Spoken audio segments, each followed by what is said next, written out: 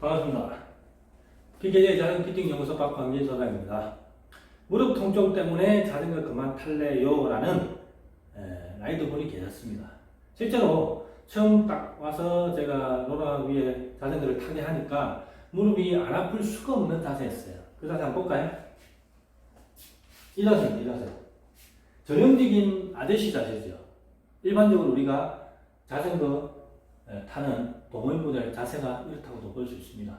자, 이런 자세로 장거리 라이딩이 가능할까요? 간혹 잘못된 자세로 라이딩을 150km, 200km 하셨다는 분들이 계십니다.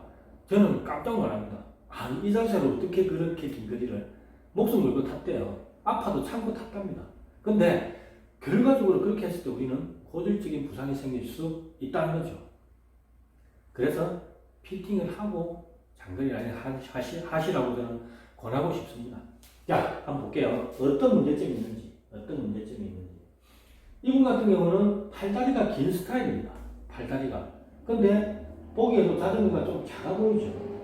작아 보이고 너무 서가지고 있고.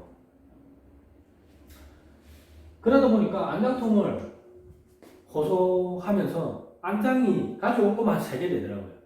그 정도로 안장통에 고생을 많이 했다는 거죠. 이 자세에서 체중이 실리는데 안장통이 없을 수가 없는 거죠. 없을 수가 없습니다. 체중이 안장에 거의 실리다시피 했습니다. 중요한 것은 그 체중을 분산시켜야 된다.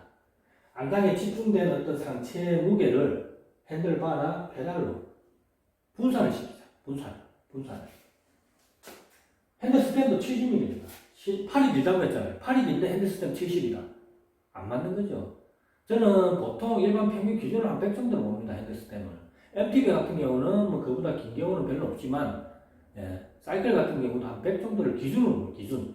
근데 이분이 팔다리가 길었기 때문에 제가 볼 때는 100 이상은 돼야 돼요. 100 이상은. 안장하고 핸들 사이가 너무 좁다. 그래서 이 각도가 66.2도밖에 안 나와요.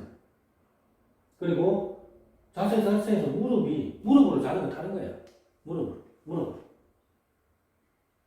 그 다음에 손목, 어깨, 보완과 가는 자세입니다. 손목, 어깨, 안장통, 무릎. 전형적인 일반적인 라이드의 자세입니다. 이렇다면 편하게 보이거든요. 짧은 거리는 이게 편할 수 있어요. 하지만 긴 장거리를 탈 때는 반드시 피팅을 하고 자전거를 타셔야 됩니다. 피팅 전, 피팅 후입니다. 일단은 기존에 이분이 또 핸들 스탠드 100이 또 있더라고요. 사실은 원래는 100이었는데 70으로 교체를 했대요. 참 아이러니하죠. 자기가 교체를 했는지 샵에서 교체를 했는지 모르겠지만 일단은 더 짧은 걸 교체를 했대요. 이유는 알 수 없습니다. 그래서 100으로 교체하고 핸들 각도도 맞춰가지고 거꾸로 세팅을 해서 핸들을 꽂았어요. 안장 전후 위치도 안장을 뒤로 빼서 이 어깨가 크게 했습니다. 78도까지. 그 다음에 동적 피팅을 통해서 안장 전후 위치, 사각 위치, 무릎 위치를 조절했습니다. 그 결과를 한번 보실까요? 자, 기존 자세하고 이게 피팅 후의 자세입니다. 피팅 후의 자세 두 개. 어깨 각도. 요게 어깨 각도죠. 요게 중심축, 어깨 각도. 기존에 66도 너무 작아요. 근데 MTB 같은 경우는 제가 75에서 80도를 기준 각도를 봅니다. 몸통 각도입니다. 이 몸통 각도. 몸통 각도가 기존에 51.4인데 제가 43.8. 물론 MTB의 기준은 50도 정도를 평균을 하는데 이분 같은 경우는 그보다는 조금 더 숙여진 편이죠. 숙여진 편. 근데 전혀 불편하지는 않게 보입니다. 유연성이 바탕이 되고 그 다음에 이분의 어떤 신체적인 특성을 고려해서 피팅했을 때 이 각도 결코 낮다고는 볼 수 없습니다. 골반 최소각 69, 59. 보통 55에서 65 사이 그 정도 들어오게 합니다. 무릎 최대각 138도. 평균적이죠. 평균적인 각도가 나오긴 했습니다. 그 다음에 발목 최소각과 최대각인데 최대각은 125도 정도 나오게 했어요. 근데 최소각도 125도가 나와요. 이거는 이제 기준 범위가 100에서 120 정도인데 최소각이 좀 크게 나오는데 일단 이 둘 중에 어떤 각을 더 중심적으로 봐야 될까요? 무릎 최대각을 더 봐야 되고 그다음 무릎 최소각보다도 최대각을 더 중점적으로 봐야 된다는 거죠. 뻗었을 때 힘을 잘 써야 됩니다. 뻗었을 때.